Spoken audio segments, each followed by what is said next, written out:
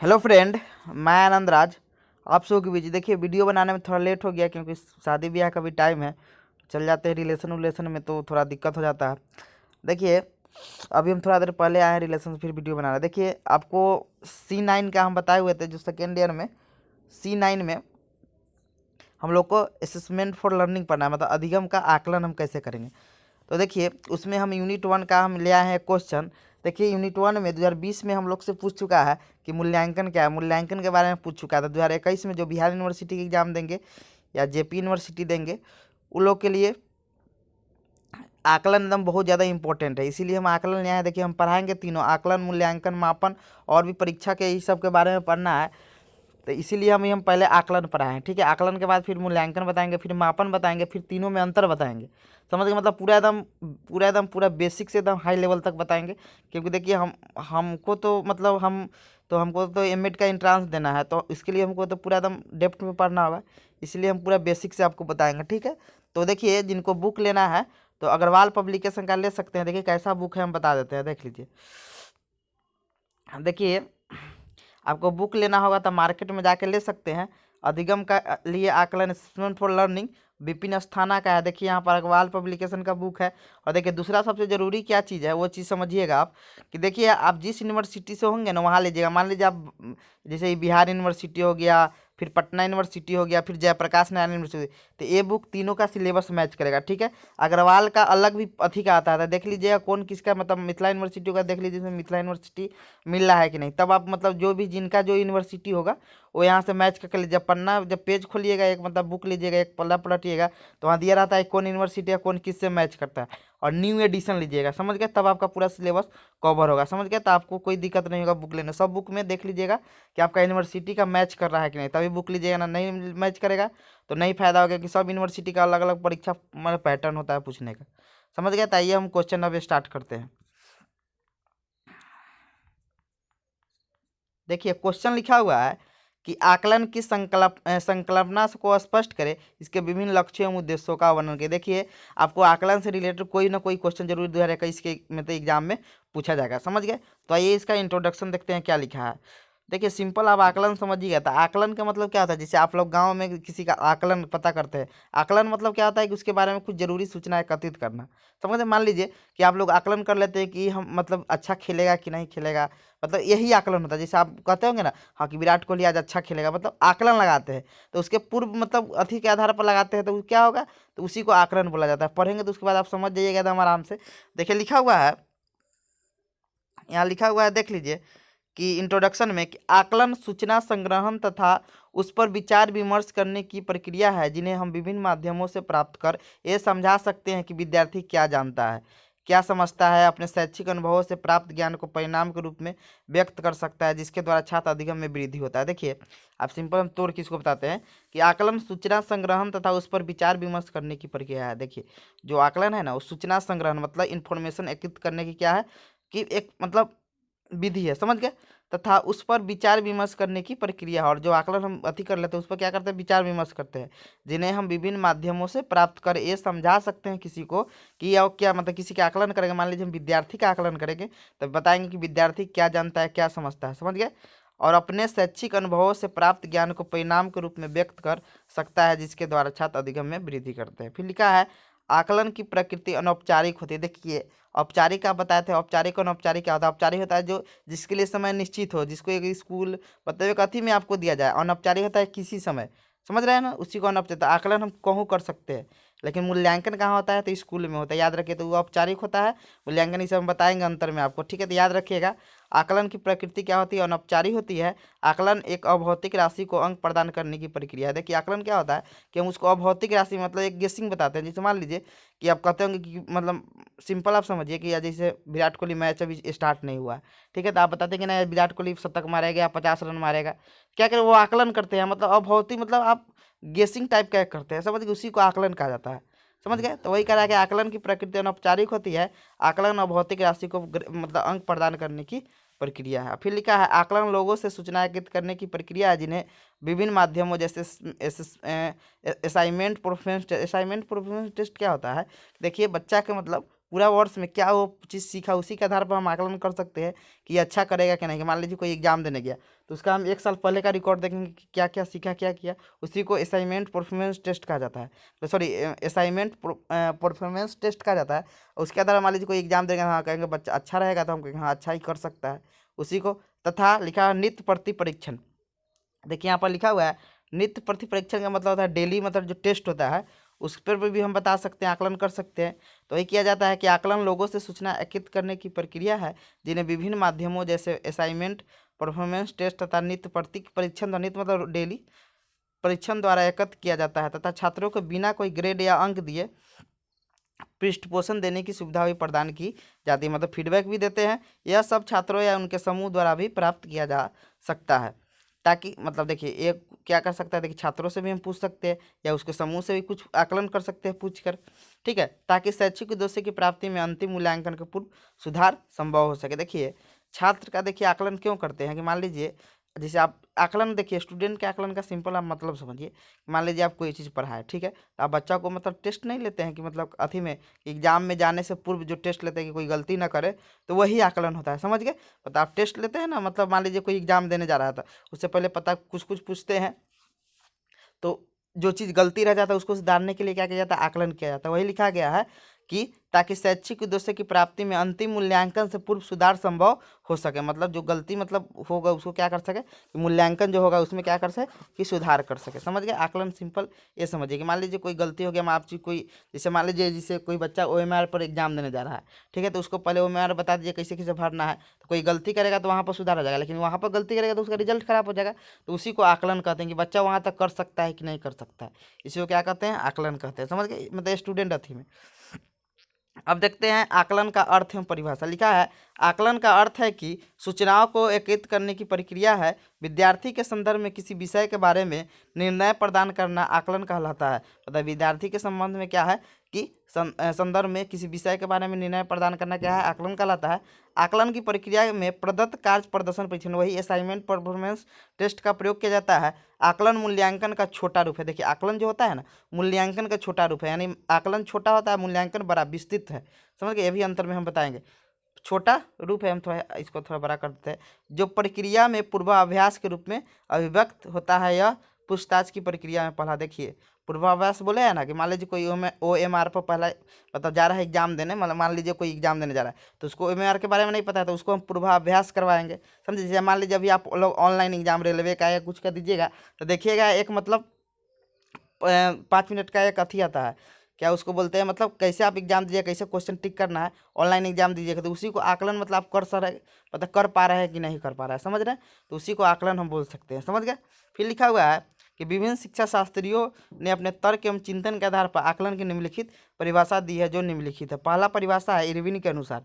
लिखा है आकलन छात्रों के व्यवस्थित विकास के आधार का अनुमान है। यह किसी भी वस्तु को परिभाषित कर चयन, रचना, संग्रहण, विश्लेषण, व्याख्या और सूचनाओं का उपयुक्त प्रयोग कर छात्र विकास तथा अधिगम को बढ़ाने की प्रक्रिया है। जो आकलन क्या है कि छात्रों को व्यवस्थित विकास के आधार पर अनुमान लगाना है और उसी के आधार पर क्या करना है कि विश्लेषण, संग्रहण इत्यादि कर छात्र को क्या करना है कि विकास करना है तथा अधिगम को उसकी बढ़ाना है। आप ये देख लीजिएगा, ये थोड़ा डिफिनीशन मतलब आराम से इसको पढ़ लीजिएगा ऐसे कि आकलन छात्रों के व्यवस्थित विकास के आधार का अनुमान है या किसी भी वस्तु को परिभाषित कर चयन, रचना, संग्रहण, विश्लेषण, व्याख्या और सूचनाओं का उपयुक्त प्रयोग कर छात्र विकास तथा अधिगम को बढ़ाने की प्रक्रिया। देखिए दूसरा डिफिनीशन देखते हैं हुबा एवं फ्रीड के अनुसार। लिखा हुआ है कि आकलन सूचना संग्रहण तथा उस पर विचार विमर्श करने की प्रक्रिया है जिसे हम विभिन्न माध्यमों से प्राप्त कर यह समझा सकते हैं कि विद्यार्थी क्या जानता है और समझता है तथा अपने शैक्षिक अनुभवों से प्राप्त ज्ञान को परिणाम के रूप में व्यक्त कर सकता है, जिसके द्वारा छात्र अधिगम में वृद्धि होती है। लिखा है फिर लिखा है नीचा कि उपरोक्त परिभाषाओं के आधार पर कहा जा सकता है कि फर्स्ट नंबर है कि आकलन लोगों से सूचना एकत्र करने की प्रक्रिया है, ये भी सही बात है। दूसरा है आकलन द्वारा पृष्ठ पोषण भी दिया जाता है। तीसरा है कि आकलन पूछताछ प्रक्रिया का पहला पद है, ये भी सही है। फिर लिखा है आकलन द्वारा छात्र अधिगम में सुधार तथा विकास किया जा सकता है। मतलब हम मूल्यांकन से पहले आकलन करें तो कोई गलती होगा तो उससे क्या होगा कि सुधार भी हो जाएगा, उसमें विकास भी हो जाएगा। फिर लिखा है कि आकलन विचार विमर्शी प्रक्रिया, मतलब विचार विमर्श उसमें करते हैं, इसलिए आकलन क्या है, विचार विमर्शी प्रक्रिया। अब देखते हैं आकलन की विशेषता। लिखा हुआ है कि आकलन द्वारा यह ज्ञात किया जा सकता है कि बालक ने शिक्षण के अंत में वास्तविक अर्थों में क्या क्या सीखा है। मतलब हम शिक्षण करा दिए तो उसमें हम देखेंगे क्या क्या सीखा है वास्तविक अर्थ में, तो उसी को क्या आकलन होता है। एक अच्छे आकलन में 5 गुणों का होना आवश्यक है और इस शिक्षक को छात्रों का आकलन करने से पूर्व यह ज्ञात कर लेना चाहिए कि आकलन इन गुणों को पूरा कर रहा है कि नहीं। आकलन की विशेषताएं निम्नलिखित है। पहला है विश्वसनीयता, मतलब उसमें है कि नहीं। किसी भी आकलन का विश्वसनीयता सबसे पहला या महत्वपूर्ण गुण है। आकलन किसी भी समय या परिस्थिति में किया जाए किंतु उसका परिणाम हमेशा सदैव समान होना चाहिए। मान लीजिए आप किसी समय आकलन कर रहे हैं, मान लीजिए शाम हो, दिन हो या रात हो, कुछो में हो, लेकिन उसका मतलब परिणाम क्या होना चाहिए, सदैव समान होना चाहिए, तभी वो विश्वसनीय कहलाएगा।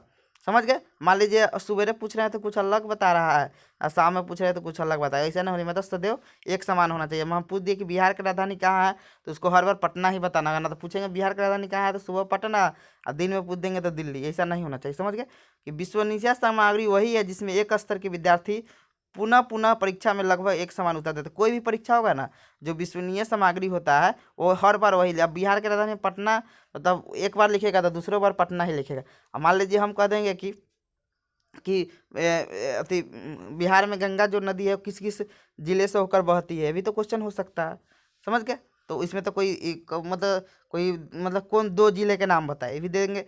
कोई मतलब लिख देगा पटना, लिख देगा, तो कोई कुछ लिख देगा। समझ रहे, जो जो जिला है वो भी बता सकता है। समझ गए। फिर लिखा है कि शिक्षक किसी भी योग्यता का हो, आकलन प्राय एक ही समान होना चाहिए। समझ गए। अगर शिक्षक द्वारा एक ही आकलन हेतु अलग अलग अंक प्रदान किया जाए तो ऐसा आकलन विश्वसनीय नहीं होता है। मतलब मान लीजिए अलग अलग प्रकार से क्या आकलन करेगा तो अंक में अंतर हो जाएगा, तो क्या होगा कि वो विश्वसनीय आकलन नहीं होगा। ठीक है। आइए दूसरा देखते हैं, वैधता, वैलिडिटी। लिखा है वैध आकलन वही होता है जो वास्तव में उन्हीं उद्देश्यों का आकलन करता है जिस उद्देश्य के लिए उसका निर्माण किया गया। वैध का मतलब हुआ कि आप जिस लिए मतलब आप पढ़ा रहे हैं उसमें उसका है कि नहीं। लिखा है कि वैध आकलन वही होता है जो वास्तव में उन्हीं उद्देश्यों का आकलन करता है जिस उद्देश्य के लिए उसका निर्माण किया गया। लेकिन प्रायः शिक्षक ऐसे प्रश्नों को बच्चों से पूछने लगते हैं जो प्रामाणिक नहीं होता। देखिए मतलब इस शिक्षक क्या होता है कि देखता है जो मतलब उसको अच्छा नहीं लगता, उसे खराब खराब टाइप के क्वेश्चन पूछेगा जिसका आंसर ही नहीं होगा। समझ रहे हैं ना। तो ऐसा भी नहीं होना चाहिए, मतलब वैधता होना चाहिए क्वेश्चन का। समझ गए। ए अब बहुत देखिए, अगर स्टूडेंट भी होता है कि स्टूडेंट से कचरा टाइप का क्वेश्चन पूछ देगा, तो ये भी नहीं होना चाहिए। तीसरा क्या है, मानवीकरण, स्टैंडर्डाइजेशन। लिखा है एक अच्छे आकलन की यह विशेषता होती है कि वह मानवीकृत होता है। देखिए मानवीकृत का मतलब क्या होता है, आगे देखिएगा समझिए। एक मानवीकृत आकलन वही होता है जो विद्यार्थी को एक समय सीमा, समान प्रकार के प्रश्न, समान निर्देश को दिया जाए और जिसमें छात्र समान अंक अर्जित कर सके। देखिए मानवीकरण का मतलब, आकलन क्या मतलब होता है कि मान लीजिए जैसे हम लोग का सीटेट का एग्जाम होता है या बिहार बोर्ड जो एग्जाम लेती है वो मानवीकृत होता है। समझ गए। मतलब उसमें समान, सब बच्चा के लिए समान निर्देश दिया गया है। समझ गए। मतलब सबको समान तरह का निर्देश है, सबको समान तरह का अंक भी आ सकते हैं। समझ गए। तो वही करा है कि एक मानवीकृत आकलन वही होता है जो विद्यार्थी को एक समय सीमा सबको 3 घंटा मिलता है, समान प्रकार के प्रश्न, समान निर्देश दिया जाता है और जिसमें छात्र समान अंक अर्जित कर सके। समझ गए। चौथा है व्यवहारिता। आकलन लागत, समय और सरलता की दृष्टि से वास्तविक, व्यवहारिक एवं कुशल होना चाहिए। मतलब आकलन ऐसा भी होना चाहिए जो क्या हो कि लागत, समय और सरलता की दृष्टि से क्या हो, वास्तविक, व्यवहारिक एवं कुशल होना चाहिए। पांचवा है उपयोगिता। आकलन विद्यार्थियों के लिए उपयोगी भी होना चाहिए। आकलन विद्यार्थी एवं अध्यापकों की कमियों को जानने एवं दूर करने में बहुत ज़्यादा लाभदायक होता है। समझ गए। अच्छा आकलन रहेगा, अथी रहेगा तो आकलन की उद्देश्य या आवश्यकता। देखिए आकलन का उद्देश्य दे, आवश्यकता दे, आप यही लिखिएगा। ठीक लिखा हुआ है। आकलन की आवश्यकता या उद्देश्य विद्यालय में अध्यापन के पश्चात छात्रों की अधिगम क्षमता, रुचि, व्यक्तित्व आदि के बारे में जानकारी करने के लिए किया जाता है। मान लीजिए आप पढ़ा दिए तो उसके बाद क्या क्या बच्चा किया था, आकलन करेंगे ना कि हम जो पढ़ाए वो सीखा है कि नहीं बच्चा। समझ गए। तो वही आकलन होता है। आकलन के निम्नलिखित आवश्यकता उद्देश्य है। पहला है विद्यार्थी के संदर्भ में। 1 नंबर में लिखा हुआ है कि छात्र क्या जानता है, छात्र की रुचि कौन कौन सी है, छात्रों की विशिष्ट आवश्यकता क्या है। मतलब ये सब आकलन करेंगे ना, मतलब कह रहा है कि विद्यार्थी के संदर्भ में, तब ना आप अच्छा आकलन करके तब ना बताएंगे आप अच्छा से। समझ गए। फिर लिखा है कि छात्रों की योग्यता के अनुरूप पाठ्यक्रम चयन करने में, इसलिए ना पाठ्यक्रम लचीला बनाया गया है कि सब जो बच्चा जैसा होगा उस तरह से हम पाठ्यक्रम से पढ़ाएंगे। समझ गए। फिर लिखा है अध्यापक हेतु लिखा है छात्रों के कौशल, योग्यता तथा अधिगम क्षमता को पहचानने के लिए। दूसरा है शिक्षण विधि का चयन करने के लिए। तीसरा है नई कक्षाओं के व्यवस्थापन के लिए। चौथा है विद्यार्थियों के व्यक्तिगत आवश्यकताओं को जानने के लिए। पाँचवा है शिक्षण सामग्री के विकास के लिए। आइए सी नंबर है पाठ सहगामी क्रिया हेतु। पहला नंबर है छात्रों की रुचि के अनुरूप। दूसरा है रुचि के अनुरूप पाठ सहगामी क्रियाओं का वर्गीकरण करने के लिए। दूसरा है कौन सा छात्र किस कार्यक्रम में अधिक उपयुक्त है। तीसरा है विद्यार्थियों की संस्कृति, कलात्मक, रचनात्मक योग्यता को पहचानने के लिए। डी नंबर है परिवार के संदर्भ में कि माता पिता को बच्चे की प्रगति एवं अधिगम के बारे में जानकारी प्रदान करने के लिए, तब ना पता चले क्या मतलब माता पिता क्या अति करेंगे। दूसरा है कि क्या बच्चा सीखा हुआ है। दूसरा है घर की गतिविधियों एवं अनुभवों से संबंधित स्कूल की गतिविधियों को जानने के लिए। अब देखते हैं आकलन के लक्ष्य। लिखा है आकलन के निम्नलिखित लक्ष्य है। पहला है शैक्षिक उपलब्धि का पता लगाना। लिखा है छात्रों की शैक्षिक उपलब्धि को ज्ञात करना आकलन का महत्वपूर्ण लक्ष्य है। शिक्षक छात्रों की, देखिए अब मान लीजिए पढ़ा दिया तो मतलब पढ़ाया चाहे नया कोई मतलब अथी आया तो आकलन करेंगे ना कि बच्चा क्या जानता है। तो वही लिखा है कि शिक्षक छात्रों की पूर्व उपलब्धि, मतलब देखते हैं पहले का जो अथी देख रिजल्ट के आधार पर भी आकलन किया जा सकता है। तो वही कह रहा है कि शिक्षक छात्रों की पूर्व उपलब्धि तथा शिक्षण के समय विभिन्न विधियों के माध्यम से उसका आकलन कर उसके अधिगम स्तर को ज्ञात करता है, मतलब क्या जानता है। दूसरा है व्यक्तिगत विभिन्नता ज्ञात करना। हम जानते हैं कि एक कक्ष में विभिन्न व्यक्तिगत विभिन्नता वाले छात्र उपस्थित होते हैं, अतः शिक्षक का कर्तव्य होता है कि वह प्रत्येक छात्र की व्यक्तिगत विभिन्नता को पहचान कर उसे उचित विधि के माध्यम से अधिगम प्रदान करे। इसके लिए शिक्षक कक्षा कक्ष में अनेक क्रियाओं एवं गतिविधियों को आयोजित कर छात्रों की रुचि, क्षमता एवं एकता जानने का प्रयत्न करता है।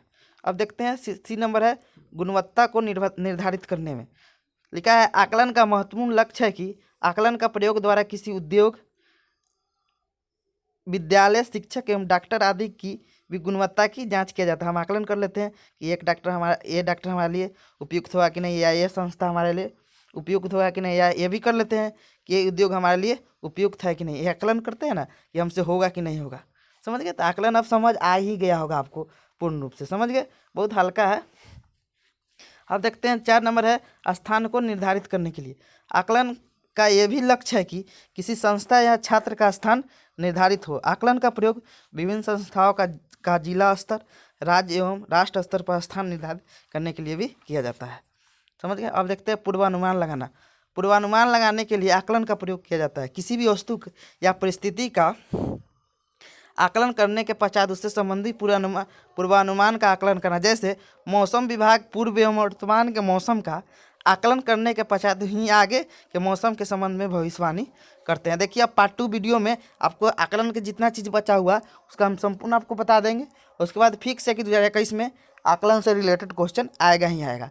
उसके बाद मूल्यांकन और मापन पढ़ाएंगे, फिर उसमें तीनों में फिर आपको क्या बोलते हैं ये आकलन, मूल्यांकन और मापन में अंतर भी बताएंगे। समझ गए। एकदम पूरा एकदम अच्छा से पढ़ाएंगे, बेसिक से लेके हाई लेवल तक। तो ठीक है, थैंक यू। पार्ट 2 वीडियो जल्द ही कल हम अपलोड कर देंगे। समझ गए। Thank you.